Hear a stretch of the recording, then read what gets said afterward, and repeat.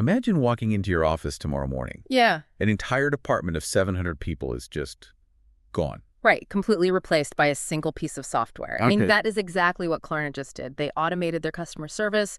They saved $40 million a year.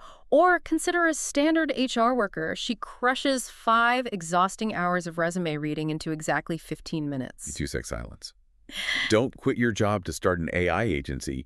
Your biggest opportunity is right where you are. Welcome to the Deep Dive. Today, we have a very specific mission. We are dissecting a comprehensive guide on building an in-house AI career. We are speaking directly to you today. And we have a packed roadmap for you. We're going to explore why major companies are desperately hiring chief AI officers right now. We will define the massive skill gap between just playing with chatbots and doing real valuable work. We're going to look at the hard numbers comparing internal promotions against outside agencies. And finally, we will give you a step-by-step action plan. You can start generating small, highly visible wins in your current job tomorrow. So I want to unpack this corporate shift first. We often look at AI through the lens of individual productivity. But let's look at the macro reality. Major legacy companies are fundamentally changing how they operate right now. Well, they're realizing that the old software model is completely broken. Companies can no longer just buy a massive enterprise license for an AI tool. They can't just hand out logins and hope workers kind of figure it out organically. Because it's a massive risk. Installing AI across a global company without dedicated leadership is dangerous.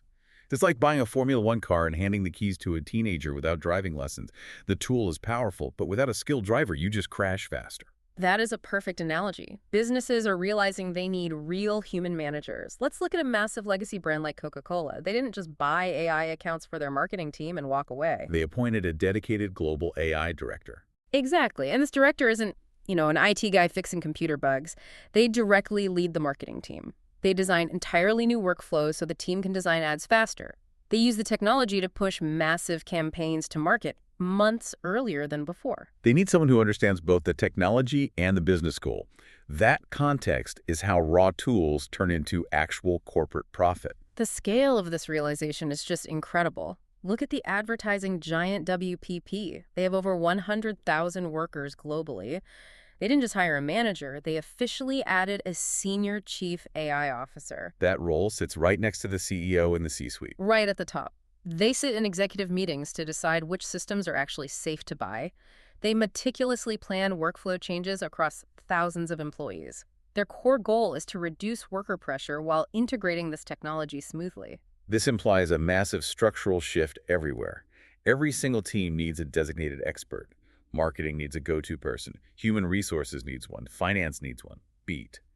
But will these high-level C-suite roles eventually trickle down to middle management? Oh, absolutely. The executives simply set the broad safety guidelines and company strategy, but they desperately need middle managers on the ground to actually execute those tools daily. So executives plan the strategy, but middle managers actually run the daily operations. Precisely. And that dynamic brings us to a really critical question. Because every single department needs a dedicated expert, we have to define what an expert actually looks like. We have to examine the massive skill gap happening right now.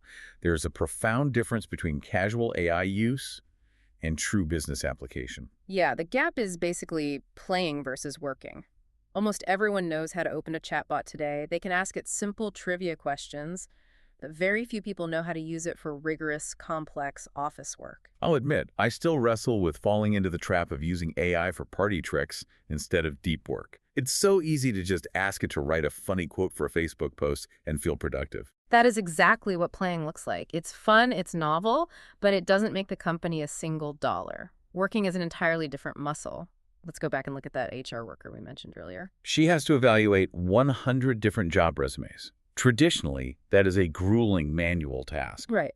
Instead of wasting 5 hours reading every single line, she uses her expertise. She puts all the files into a secure internal system.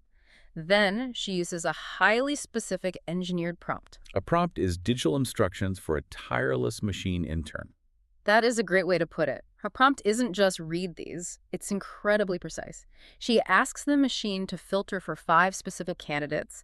They must have over 3 years of enterprise sales experience. They must have verified English skills. She then asks the AI to output a structured table summarizing their core strengths. She finishes a 5-hour administrative nightmare in 15 minutes. She didn't work harder. She closed the skill gap.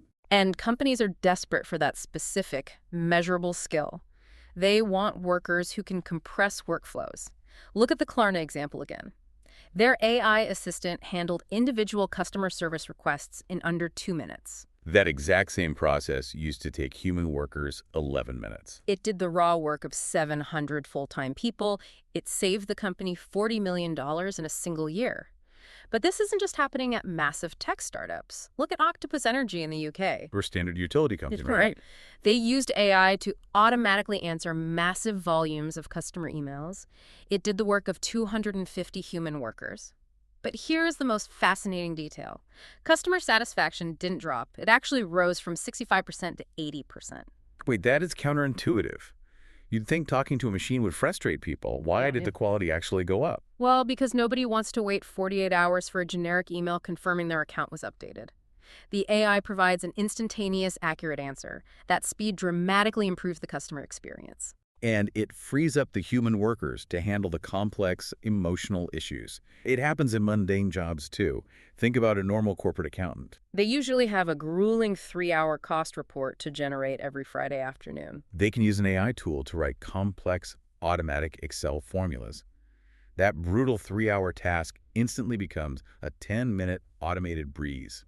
Beat. But why do companies prioritize this kind of time saved over using AI for creative generation? Because recovering lost hours is instantly measurable as profit.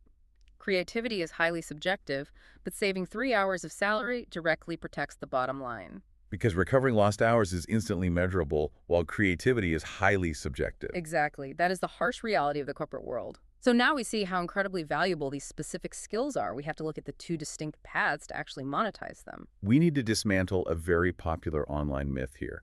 If you scroll through social media, everyone is aggressively pushing the AI automation agency. That is path A. It's the external consulting route.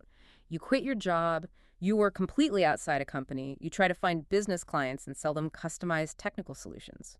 The internet hustle culture insists you must be an independent entrepreneur to capitalize on this tech boom. They make it sound like easy passive income. It can definitely be lucrative, but the day-to-day reality is brutal. You are running a complex sales business. You have to send thousands of cold emails. You face constant demoralizing rejection every single day. You have to constantly hunt for new leads. Not to mention managing your own complex business taxes and healthcare. It is an incredibly stressful, high-risk path. Which brings us to path B. This is the in-house reality. Statistically, it is the much safer, more reliable choice. You keep your steady, dependable salary, you keep your corporate workplace benefits, you simply use these tools to quietly improve your current tasks. You become the indispensable internal expert, and you get promoted from within. The hard data strongly back this up. IBM recently conducted a massive study of 600 current chief AI officers. They found that 57% of them were appointed directly from inside their own companies. That is a staggering number. More than half didn't come from flashy outside agencies. They were already sitting in a cubicle. They demonstrated their efficiency. They got the massive promotion. Beat. So is the agency model entirely dead, or is it just wildly overhyped? It's not dead. It works for a few highly driven founders, but it is an extremely competitive market. It is deeply overhyped by people selling online courses. It's not dead, just fiercely competitive and much harder than the internet claims. Mid-roll sponsor, read placeholder. Welcome back. We just established that staying in-house is statistically the safer path. The data proves it's also highly rewarded by corporate executives. So, since staying put is the smartest move, we need to detail exactly how you execute this. We want you to start doing this tomorrow morning. You need to focus entirely on generating small, undeniable wins. You don't overhaul the whole company. You start with one boring, repetitive workflow. Exactly. Find just one simple task that drains your energy. And you must stick to your existing strengths. A marketing manager shouldn't suddenly try to learn complex finance rules using a chatbot. You have to mix your deep existing job knowledge with the raw speed of the machine. Let's break down some highly specific, real-world examples. Let's start with a marketing role. Imagine you need to write a friendly promotional email for a flash sale. You are launching a budget-friendly Spark membership tier. Normally, you stare at a blank screen trying to find the right tone. Instead, you feed the product details to the AI. You ask it for the email body and 2 catchy subject lines. You just saved yourself 30 minutes of cognitive friction.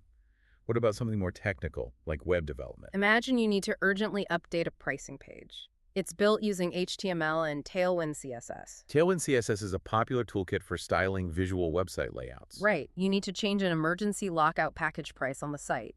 You need to drop it from $149 to $99. You also need to make the new font bold so it stands out. Instead of hunting through hundreds of lines of code, you ask the AI for the exact snippet. Yeah, it saves you from frustrating manual coding searches. It's an instant, perfect fix.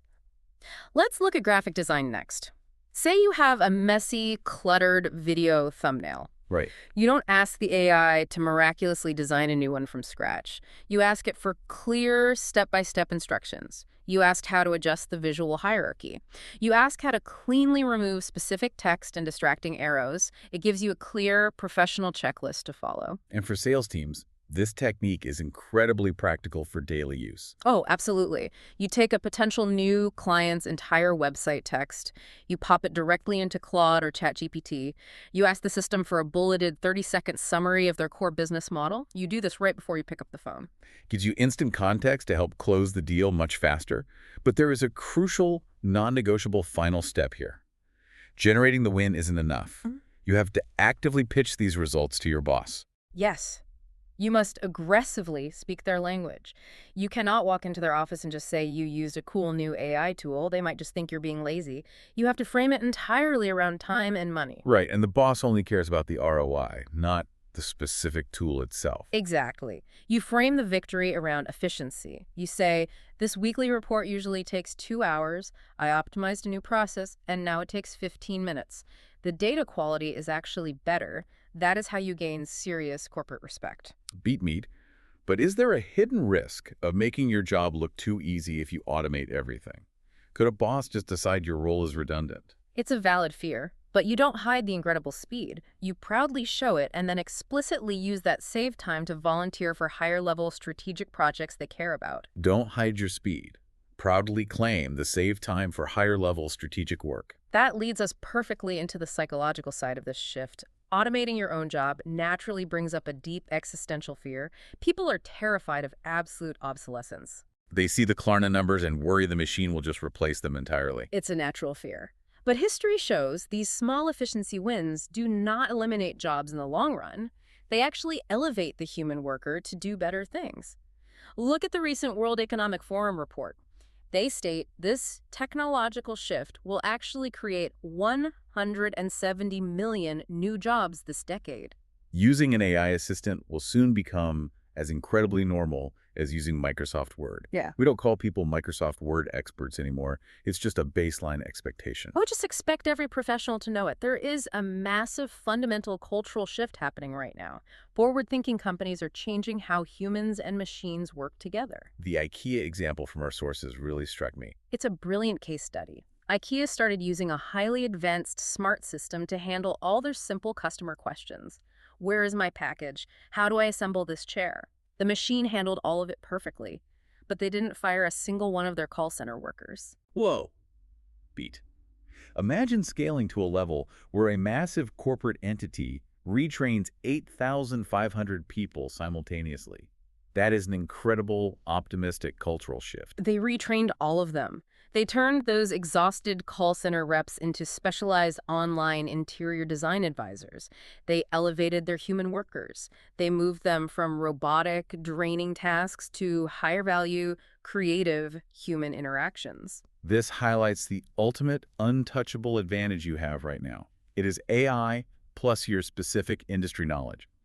The AI is a powerful engine, but your industry knowledge is the steering wheel. A fast engine without a steering wheel just crashes into a wall. Yeah, the machine completely lacks human context. Think about a seasoned corporate lawyer. A lawyer can use a custom AI tool to read 1,000 pages of dense legal contracts in 2 minutes. The machine can instantly highlight all the strange, contradictory rules in the document. But only the human lawyer has the lived experience to know if those strange rules actually matter in the real world. Only the human knows that that specific clause will actually hurt their specific client contextually in a courtroom. The true value isn't finding the data.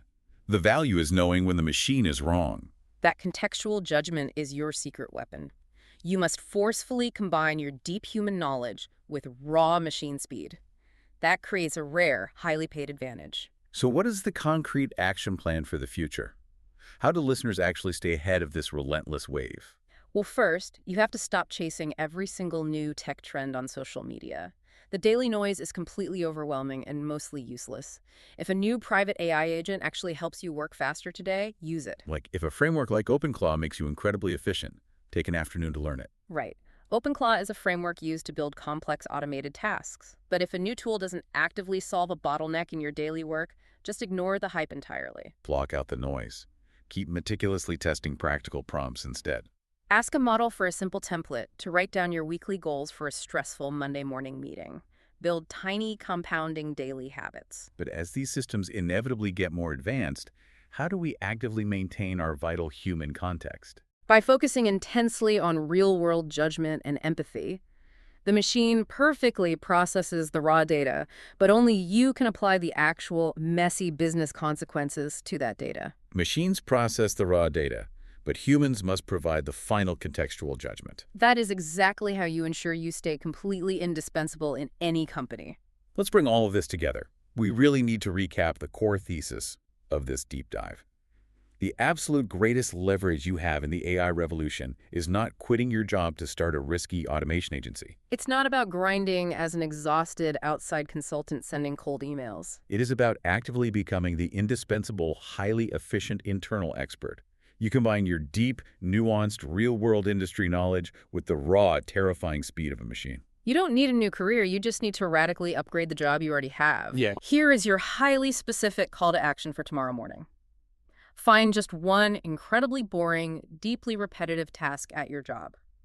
Run it through any standard AI tool, meticulously measure the exact time you save, then clearly show those ROI results to your manager. Start building your untouchable internal leverage right now. 2 sec silence. If AI can eventually do the 80% of our jobs that is boring and repetitive, what incredible, deeply human problems are we suddenly going to have the free time to solve? See you next time. Take care.